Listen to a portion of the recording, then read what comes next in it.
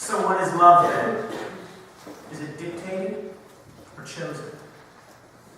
Does it sing like the hymns of 1,000 years, or is it just pop emotion? And if it ever was there and it left, does it mean it was never true?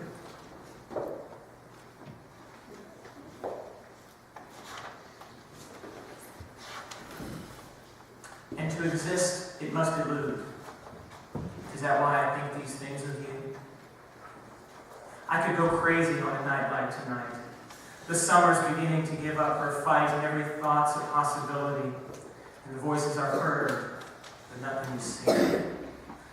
And why do you spend this time with me? Maybe an equal mystery. These words are from a song called Mystery by the Indigo Girls that my daughter Emily and I will be singing at the offertory. They speak of the mystery of attraction, relationships, and love. Why are people attracted to each other? Why do we enter into and stay in a relationship? Why and how does love begin? And why and how do we maintain loving relationships?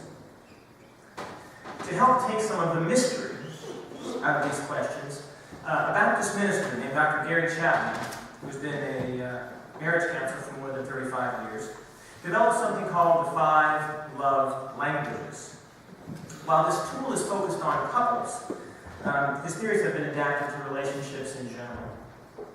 Here are the 5 love languages he posits, which he describes as the primary ways people express and interpret love. The mnemonic device we can use for this is warp Q. W-A-R-P-Q. A few science fiction fans out there in particular, that might work. So the W, words of affirmation. So if this is your love language, unsolicited compliments mean the world to you. Hearing the words "I love you" are important, but hearing the reasons behind that love sends your spirits skyward. Insults can leave you shattered and are not easily forgotten. The A, acts of service. Can vacuuming the floors be an expression of love? Absolutely. Anything you do to ease the burden of responsibilities weighing on an acts of service person will speak volumes. But laziness, broken commitments, and making more work for them tell those with this language that their feelings don't matter. W-A-R. R is receiving gifts. Now don't mistake this love language for materialism. The receiver of the gift thrives on the love and thoughtfulness and the effort behind the gift. A missed birthday, anniversary, or hasty, thoughtless gift would be disastrous. W-A-R-P. P is physical touch. A person whose primary language is physical touch is, not surprisingly, very touchy. Hugs, pats on the back, holding hands, thoughtful touches on the arm or shoulder. They can all be ways to show excitement, concern, care, or love. Physical presence and accessibility are crucial, while neglect or abuse can be unforgivable and destructive. Or Q. The Q is for quality time. In the vernacular of quality time, nothing says "I love you" like full and undivided attention. Being there for this type of person is critical, but really being there, with the TV off, fork and knife down, and chores and tasks on standby, make your significant other feel truly special and loved. Distractions, postponed dates, or failure to listen can be especially hurtful. So the main idea, of course, is that by knowing the love language of others, you can help them feel more loved and appreciated, filling up what Dr. Chapman calls their emotional love tanks. Right? We all have this love tank inside of us.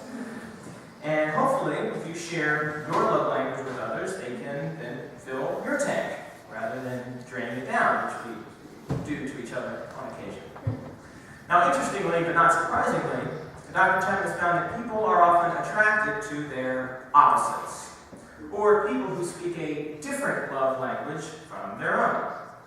To quote another lyric in the song, "My heart the red sun, your heart the moon clouded." This requires us to rethink the golden rule. Rather than "do unto others as you would have them do unto you," it should be do unto others as they would want done unto them. Right?